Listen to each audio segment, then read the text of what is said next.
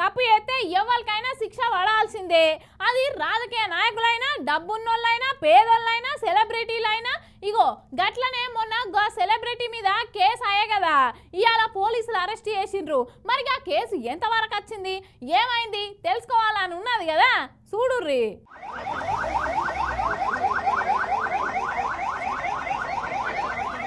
తగ్గేదేలే అంటున్న పుష్పను తగ్గిస్తామంటున్నారు పోలీసోళ్ళు. పుష్ప అరెస్ట్ అయ్యిండుల్లో ఎర్రచందనం దొంగతనంలోనో, లేకపోతే శ్రీవల్లిని గిచ్చినందుకో, లేకపోతే కోట్ల రూపాయలు కొల్లగొట్టినందుకో కాదు.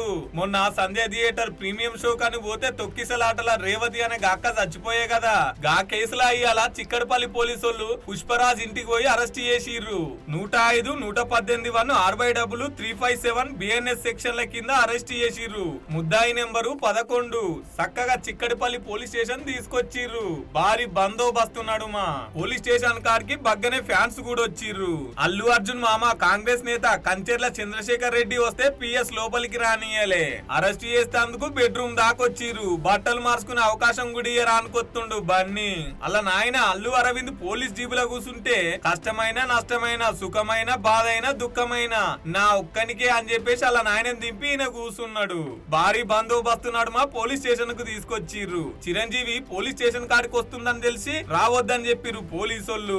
ఇక ఆంచెల్లి ఇంటికి పోయి మందలిచ్చిండు చిరంజీవి గారు. ఇటు అల్లు అర్జున్ బ్రేకింగ్ న్యూస్ వస్తుంటే ఇటుకెళ్లి కేఏ పాల్ సారు ఓ వీడియో వదిలిండు. అగో గీతీర్లనే అప్పుడు చంద్రబాబు నాయుడు వస్తే కూడా తొక్కిసలాటలైనాయి. అట్లని చంద్రబాబును అరెస్ట్ చేసిర్రా అని ఇంకో పాట ఎత్తుకున్నాడు. చంద్రబాబు నాయుడు ర్యాలీస్ పెట్టినప్పుడు కందుకూరులో 8 మంది చనిపోయారు. చంద్రబాబుని అరెస్ట్ చేశారా, పిలిచారా పోలీస్ స్టేషన్ కి? గుంటూరులో 3 చనిపోయారు. 2019లో పుష్కరాల్లో ఆయన స్టంట్ చేసినప్పుడు 23 మంది చనిపోయారు. ఇగో గా మాటల్ని ఇంకింత గట్టిగా చెప్పింది లక్ష్మీ పార్వతి మేడం. ఇంట్లో చంద్రబాబు కుట్రుందని బల్లగుద్ది చెప్పేసింది. అల్లు అర్జున్ గారిని పాపం నిజంగా నాకు బాధేస్తుంది. ఎందుకంటే ఎన్ని కుట్ర రాజకీయాలండి, ప్రతి చోట ఈయన చేతులు ఉంటాయి, అందులో సందేహం ఏమీ లేదు.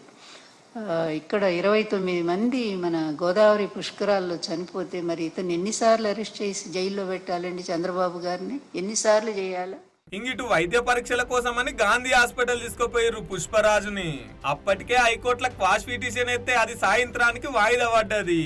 ఇక గాంధీ హాస్పిటల్ నుంచి అల్లు అర్జున్ ని నాంపల్లి కోర్టుకు పట్టుకొచ్చిర్రు.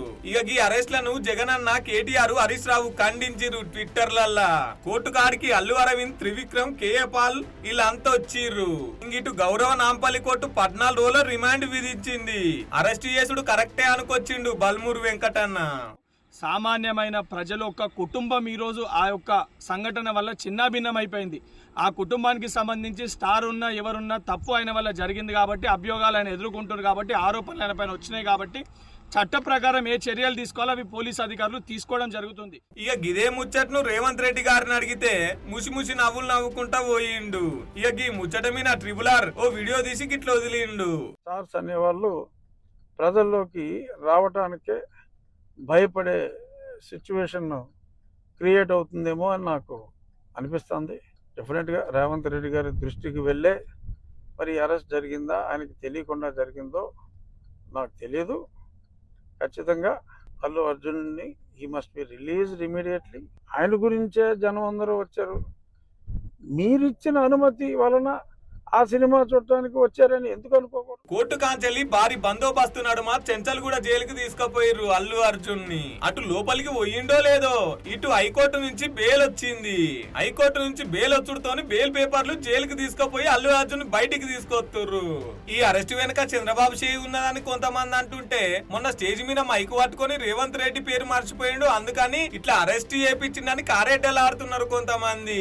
ఇంకొంతమంది ఏమో డబ్బున్నోళ్ళకో న్యాయం, డబ్బు లేనోళ్ళకో న్యాయం. అదే పేద మధ్య తరగతులకు గిట్లా అరెస్ట్ అయితే గిట్టనే బెయిల్ వస్తుందా అని అనవచ్చిర్రు. మొత్తం మీద అయితే పుష్పరాజు ఓ దిక్కు రికార్డులు కొడుతుండు థియేటర్లలో, ఇంకో దిక్కు టీవీలలో రికార్డులు బద్దలు కొట్టిండు పోయి. అలా